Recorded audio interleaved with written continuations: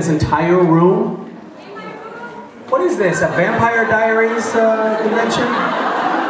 You do have an angel blade? A tiny one? What? We're going through your bags. We're looking for your angel blade. Where's your angel blade? Yeah, you may. Please sit. Please sit. That's not an angel blade. That's a selfie stick. Okay. Here's my angel blade. So we do some different tricks. This is the one that we usually do.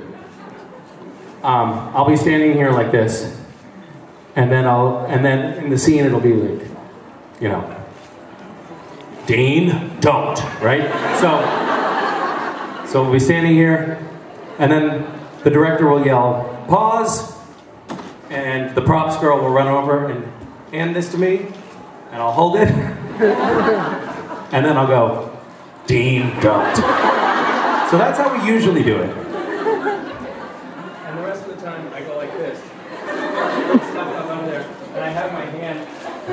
If you watch scenes where the angel blade appears, you'll notice that I have some sort of like deformity of the hand, where I'm kind of holding the angel blade like this until the appropriate moment, and then I'll go, Dean, don't. So that's how we do it. It's very high tech. Thank you very much. Yeah, I know. There's a little bit. You know what? You should ask Bob about that. Yeah. Thank you. Really excellent. Thank you. Hi. Hi. We were playing Cards Against Humanity, and we found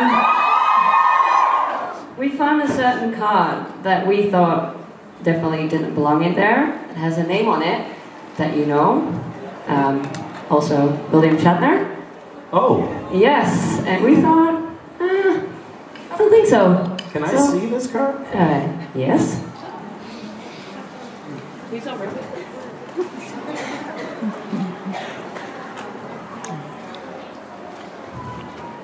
Wait a minute, it's just William Shatner. So is that the answer or the question?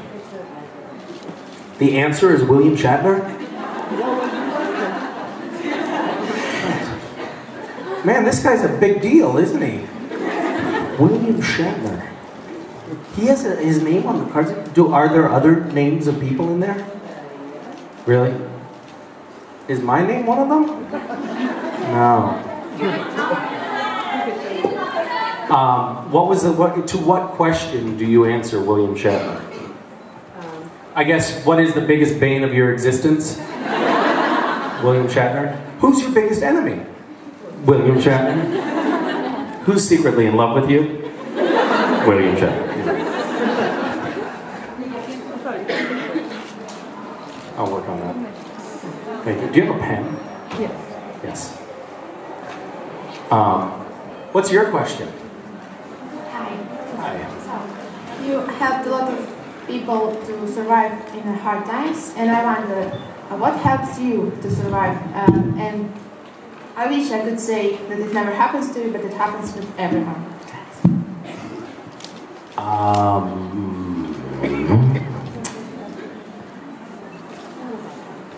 Well, I guess for me, I've gone through a lot of hard times in my life, and at different times I've leaned on different things. So when I was very young, I was a very depressed little kid, like a 9-year-old. I had a hard time.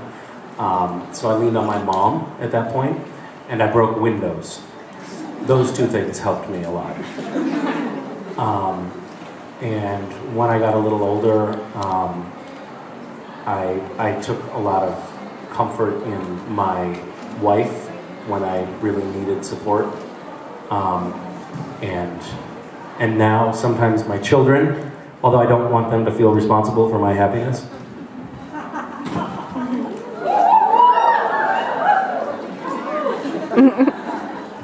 That long sleeve shirt buttoned all the way to the top. And there was a time in my life when I was having a very difficult time kind of figuring out what my purpose on the planet was. Not that I have figured that out, but it was a question that was really bothering me a lot, and I didn't feel like I had any reason to keep doing any of the things that I was doing in my life, and I stumbled into meditation and kind of a Buddhist philosophy inspired style of meditation, and that really grounded me again and gave me a feeling of purpose somehow in my life. It's a very difficult thing to explain intellectually, but it was a very real experience for me and kind of continues to be. But it is, it's something that I go through cyclically of having a hard time, you know. And it's interesting being in this position now where I feel like I'm in the social spectrum having a lot of success. You know, I'm getting money for the first time in my life, and celebrity, and I come to these things and everybody tells me how great I am and how much they love me, and it's amazing how unsatisfying that is.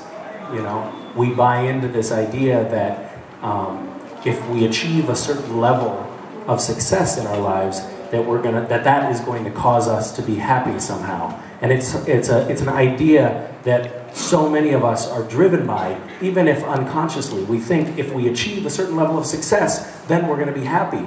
And you get there and you realize that it's maybe a little bit more comfortable, and maybe a little bit more easy, but actually things get more complicated in a lot of respects, and you just keep chasing more and more.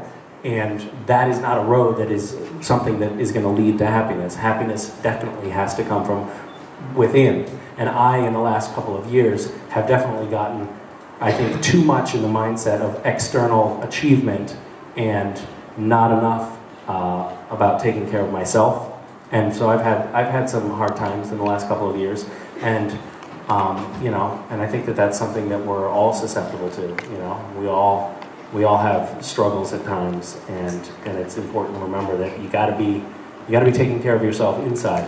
And I think that, you know, I think our friend Jared right now is, you know, he's like realizing he's got to take care of himself.